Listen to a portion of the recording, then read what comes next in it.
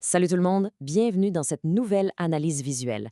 Aujourd'hui, on fait un grand saut dans le temps, directement dans l'Antiquité, pour décoder un texte qui a littéralement changé notre façon de voir le monde, le fameux livre 7 de la physique d'Aristote. Fait que l'objectif ici, c'est de rendre cette pensée-là super accessible et de se concentrer vraiment sur un concept complètement fou, celui du premier moteur, puis les toutes premières bases de la dynamique classique. C'est un vrai voyage intellectuel qui nous attend. On va voir exactement comment, il y a plus de 2000 ans, on a commencé à rationaliser le mouvement et la causalité. C'est parti. Fait que voici notre plan de match. On commence avec le principe de causalité. Ensuite, on va voir l'impossibilité de l'infini, qui va nous mener tout droit à la grande solution d'Aristote, le premier moteur. Après ça, on aborde les équations de la dynamique, puis on finit avec les limites de ces proportions-là dans la vraie vie. Section 1, le principe de causalité. Plongeons tout de suite dans le vif du sujet parce que c'est la fondation de tout le reste. Bon, dès le premier chapitre, Aristote pose sa règle d'or. Il dit « Tout mu est nécessairement mu par quelque chose ». En d'autres mots, il n'y a absolument rien qui se met à bouger tout seul par magie à partir de rien. C'est du gros bon sens quand on y pense, non? Une roche qui dévale une pente, c'est la gravité. Une charrette qui avance, c'est le bœuf qui tire. Cette simple observation du quotidien, c'est littéralement le socle qui va soutenir toute la physique aristotélicienne. Et pour prouver ça, Aristote utilise un concept super concret, la règle de la divisibilité. La logique est vraiment brillante. Imaginez un objet en mouvement. Cet objet-là, il est fait de plusieurs parties, on s'entend. Eh bien, si une seule de ces parties arrête de bouger, c'est l'objet au complet qui s'arrête. Ça prouve quoi, ça? Ça prouve que l'objet en mouvement ne bouge pas par lui-même de manière complètement indépendante. Il dépend de ses parties, et donc il est à la merci d'une cause extérieure. Bref, tout ce qui bouge a besoin d'un moteur. Section 2, l'impossibilité de l'infini. Parce que oui, cette belle règle de causalité universelle, eh bien, elle finit par créer un méchant casse-tête logique. Le gros problème auquel les penseurs de l'époque ont fait face, c'est ça. Qu'est-ce qui arrive si la chaîne des moteurs finit jamais? Si absolument chaque chose qui bouge doit être poussée par une autre, puis que cette autre-là doit être poussée par une autre, on s'en va où avec ça?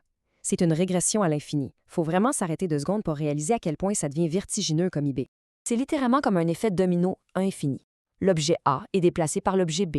L'objet B, lui, est poussé par T, et T est poussé par D. Sauf que pour Aristote, il y a une condition super stricte. Ce mouvement-là est simultané. C'est pas un relais où l'un donne le bâton puis s'arrête. Il y a un contact physique continu. C'est une cascade ininterrompue de mouvements qui se transmet en temps réel. Et c'est là que ça plante solide. Aristote démontre qu'une série infinie de moteurs, ça impliquerait une infinité de mouvements qui se produisent tous en même temps, de façon simultanée. Sauf que tout ça devrait se passer dans une durée de temps qui, elle, est finie. C'est juste impossible. Tu ne peux pas rentrer une infinité d'actions simultanées dans un temps limité.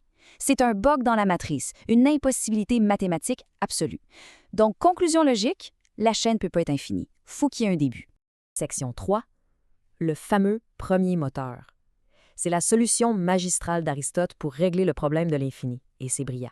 Alors, c'est quoi exactement ce premier moteur? C'est l'entité primaire qui part le bal. Elle initie le mouvement chez les autres. Mais sa grande caractéristique, c'est qu'elle n'est poussée par absolument rien d'autre. C'était une nécessité absolue dans sa théorie. Pour éviter que toute l'architecture de la réalité s'effondre dans une régression sans fin, ça prenait un point zéro, une ancre solide pour tenir la chaîne de la causalité. Et la déduction la plus hallucinante de tout ça qui arrive au chapitre 6, c'est que ce premier moteur-là doit être complètement, mais complètement immobile. Pensez-y, si le premier moteur bougeait, il tomberait sous la règle universelle qui dit que tout ce qui bouge a besoin d'un moteur. Il aurait donc besoin d'un autre moteur pour le faire bouger, puis il perdrait son statut de cause première. Fait que paradoxalement, il donne l'impulsion à tout l'univers, mais lui, il reste dans un repos absolu. Si on résume, le premier moteur, c'est une bibite assez unique. Il est totalement immobile, il est la source de toutes les chaînes de mouvement dans l'univers. En plus, il ne peut pas avoir de partie interne ou de dimension, parce que s'il y en avait, il serait divisible et donc dépendant. Et finalement, il est 100% indépendant des forces externes. C'est faux pareil, on est parti d'un problème super physique, de roches et de charrettes, pour arriver à une solution purement métaphysique qui clôture le débat. Section 4, les équations de la dynamique. Là, on change complètement de registre. On quitte la philo pure pour aller voir les tout débuts de la mécanique mathématique au chapitre 5. C'est un moment historique, honnêtement.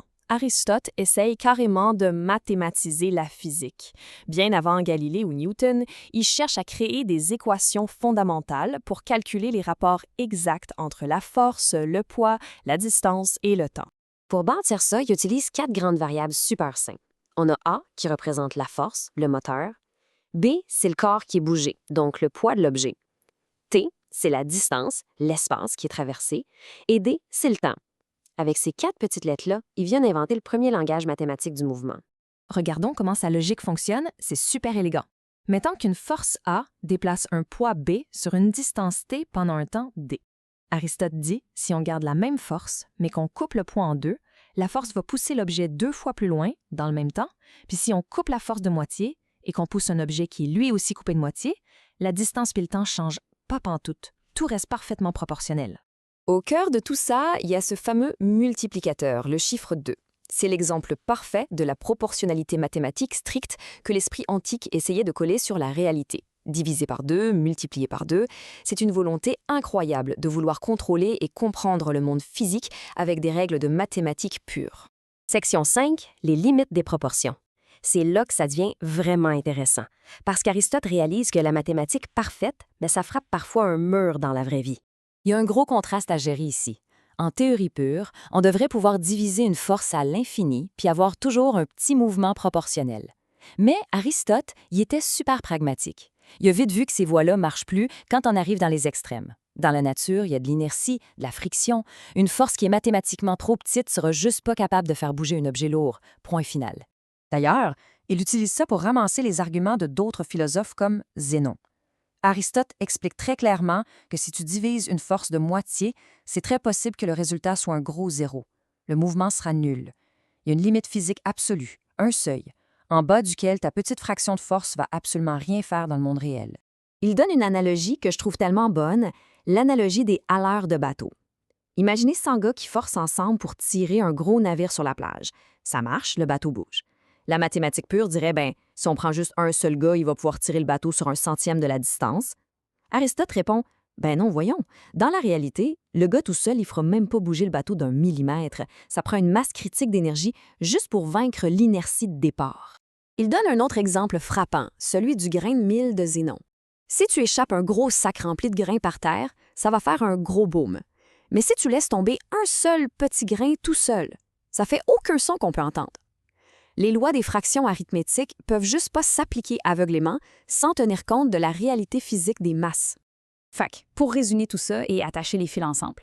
Premièrement, la causalité est partout. Tout ce qui bouge est poussé par autre chose. Mais la chaîne infinie, ça brise la logique du temps, alors c'est impossible. C'est pour ça qu'on a le premier moteur, ce point d'ancrage immobile qui tient tout l'univers. Et finalement, oui, la force tue de superbes règles de proportionnalité mathématique, mais la nature a toujours le dernier mot avec ses limites physiques. C'est vraiment la transition entre la philosophie abstraite et la vraie science mécanique. Pour finir, on doit vraiment se poser la question. Comment ces déductions-là, vieilles de plus de 2000 ans, ont pu jeter les bases invisibles de toute notre science moderne? Quand on comprend le livre 7, on assiste en direct à la naissance de la physique humaine. C'est fou de penser que ces mêmes questions sur la causalité et le mouvement, c'est ça qui a nourri les plus grands esprits scientifiques de l'histoire. C'est une exploration intellectuelle qui, honnêtement, vieillit pas pantoute. Sur ce, merci d'avoir suivi cette analyse et on se retrouve très bientôt pour un autre plongeon dans le savoir.